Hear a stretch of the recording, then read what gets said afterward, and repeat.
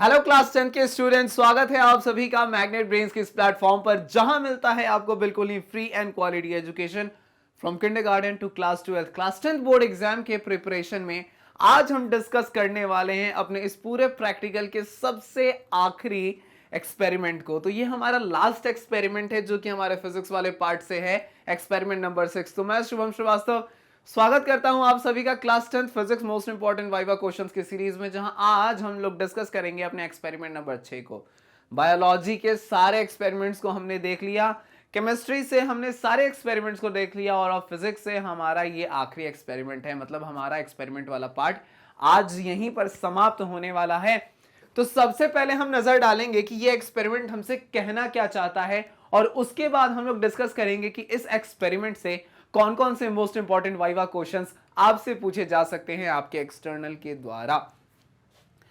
तो experiment number 6 का M क्या है, एक नजर इसके ऊपर डालते हैं। तो एम कहता है कुछ ऐसा कि finding the image distance for varying object distance. मतलब अलग अलग पोजीशंस पे यहां पर एक जगह लेंस रख दिया है और जो ऑब्जेक्ट है हमारा उसके डिस्टेंस को हम आगे पीछे कर रहे हैं और फिर उसके पोजीशन को चेंज करने पे जो इमेज का डिस्टेंस है वो भी चेंज होने वाला है, वो भी बदलेगा।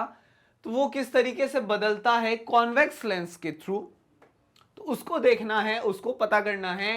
And draw the corresponding diagrams to show the nature of the image form. तो जैसा भी इमेज बन रहा है उसके लिए आपको एक इमेज डायग्राम बनाने की जरूरत है। ये इस एक्सपेरिमेंट का एम है, ये इस एक्सपेरिमेंट का डिमांड है। तो हम ये मान के चलते हैं कि आपने इस एक्सपेरिमेंट को अपने स्कूल के लैबोरेटरीज में बिल्कुल परफॉर्म किया है। वहां परफॉर्म करते टाइम आपने अपने टीचर्स से अपने सब कुछ जाना है, सीखा है, समझा है। जो भी आपके रिजल्ट्स आए थे आपने उसको प्रॉपर तरीके से नोट किया है।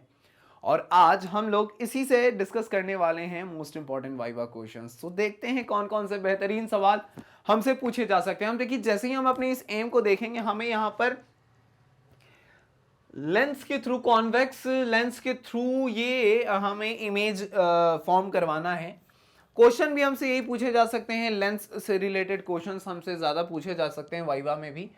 ठीक है, ऐसा नहीं है कि यहाँ पर लेंस वाला सवाल है तो आपसे पूछ देगा बताओ H2SO4 को हम लोग स्ट्रॉन्ग एसिड क्यों कहते हैं, है ना।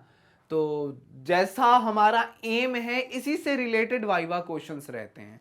तो देखिए, पहला सवाल हमसे क्या पूछा जा सकता है। तो पहला ही सवाल हमें दिख रहा है कि हमसे पूछ लिया है कि भाई लेंस क्या है, मिरर क्या होता है, हम जान रहे थे। जिसका एक सरफेस कहीं ना कहीं पॉलिश्ड होता है तो इमेज फॉर्म होता है, तो वो मिरर है। लेंस क्या है, तो देखिए लेंस के बारे में हमसे पूछा गया तो हमने जवाब दिया है सर को कि sir lens is a piece of transparent medium that has two surfaces one of which is curved. अब देखिए, जब मिरर की बात की गई थी यहां पर जब मिरर की बात की गई थी सर, तो उस वक्त हमने देखा था कि ये एक तरफ जो है ना, ये एक तरफ से कहीं से पॉलिश्ड होता है। इसके कारण क्या है, जैसे ही रे ऑफ लाइट आता है इस पे टकरा करके ये घूम जाता है और एक बहुत अच्छा सा रिफ्लेक्शन यहां पे हमें देखने को मिलता है। तो रिफ्लेक्शन देखने को मिलता है, तो ये केस में ये क्या हो जाता है, दिस इज द मिरर, ये मिरर हो गया। लेकिन यहां पर एक कोई चीज है जिसके थ्रू क्या हो रहा है कि लाइट जो है, एक तो है कि आप इसके आर पार नहीं देख सकते हो, मतलब ट्रांसपेरेंट आप नहीं कहोगे इसको। लेकिन ये वाली चीज जो है ये ट्रांसपेरेंट है, इसको आप एक तरफ से दूसरे तरफ देख सकते हो। एक तो ये केस है इसमें, ठीक है, एक ये केस है ट्रांसपेरेंट वाला।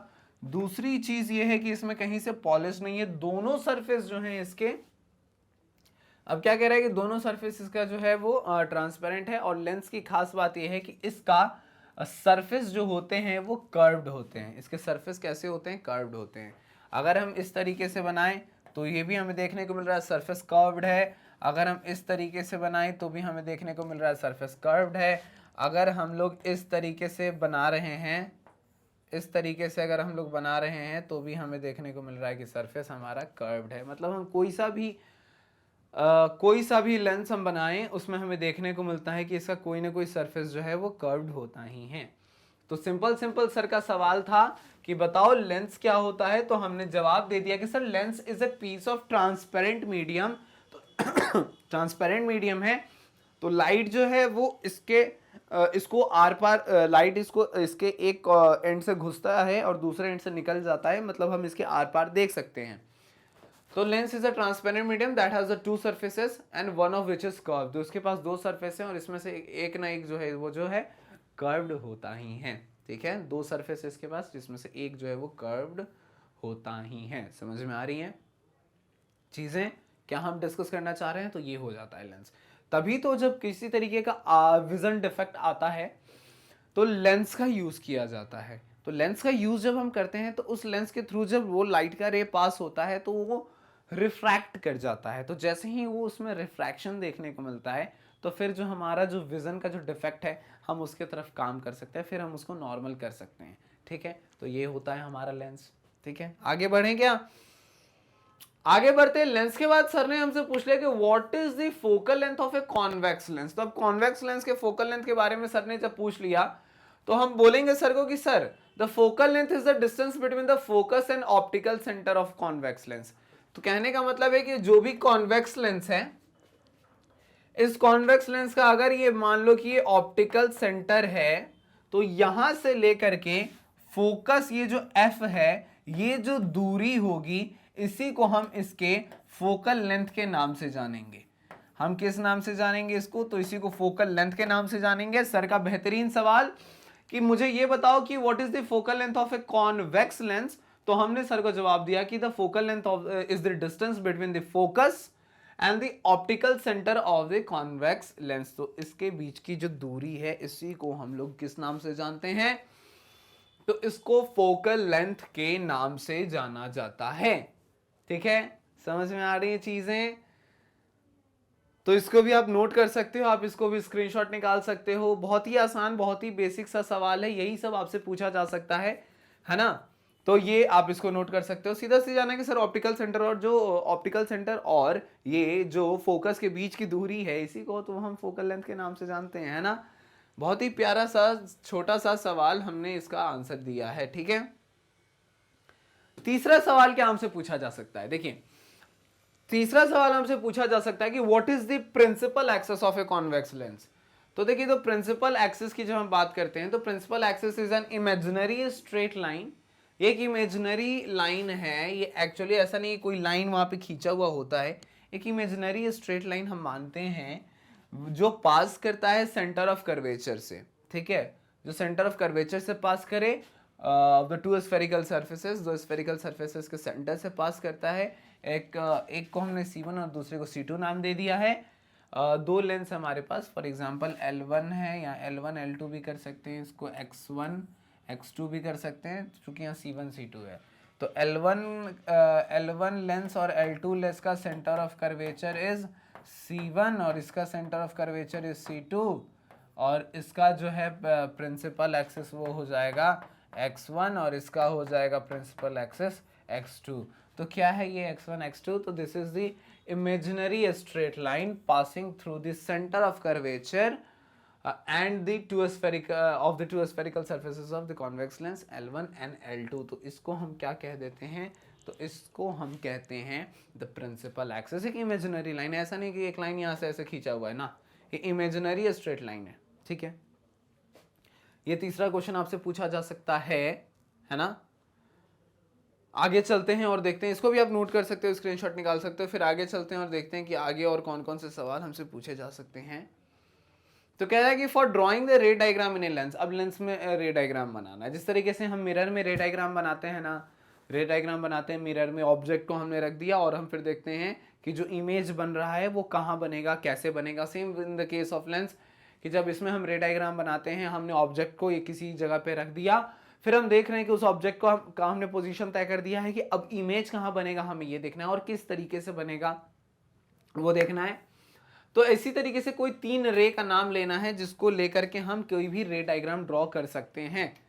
तो देखिए, एक तो ले सकते हैं कि एक रे लाइट फ्रॉम ऑब्जेक्ट से निकलता हुआ एक रे लाइट है जो प्रिंसिपल एक्सिस के पैरेलल होगा। मतलब कहने का कि अगर ये ऑब्जेक्ट है और ये प्रिंसिपल एक्सिस है, इसको PA लिख दो, तो ऐसे लिख दिया, तो इधर से इसके पैरेलल होते हुए एक लाइट जा रहा है, तो एक ये रे है।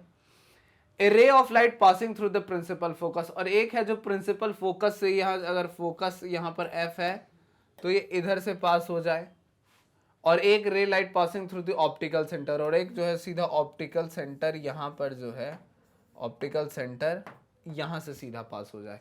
तो एक रे लाइट जो ऑप्टिकल सेंटर से पास हो तो हम बना सकते हैं, एक जो प्रिंसिपल फोकस से गुजरे उसमें बना सकते हैं, और एक रे लाइट जो प्रिंसिपल एक्सिस के पैरेलल में है इसके मदद से बनाया जा सकता है।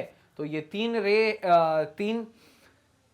तीन तरीके के रेज जिसके बारे में पूछा गया था, तीन रे के बारे में पूछा गया था जिसके मदद से हम लोग रे डायग्राम बना सकते हैं। तो ये रहे वो 1 2 3, इन तीनों के मदद से हम रे डायग्राम बिल्कुल ही बना सकते हैं।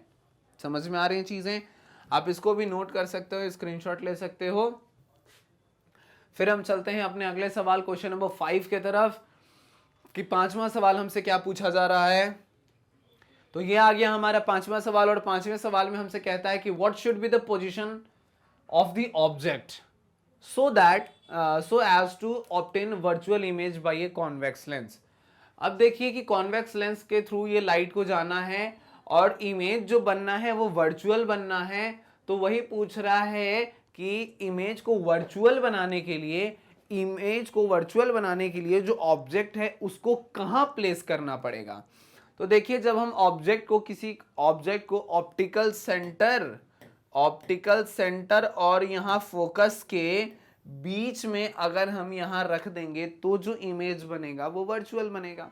ठीक है, तो वही कह रहा है कि जब हम फोकस और ऑप्टिकल सेंटर के बीच में जब हम रखते हैं तब इमेज जो है वो वर्चुअल बनता होता है।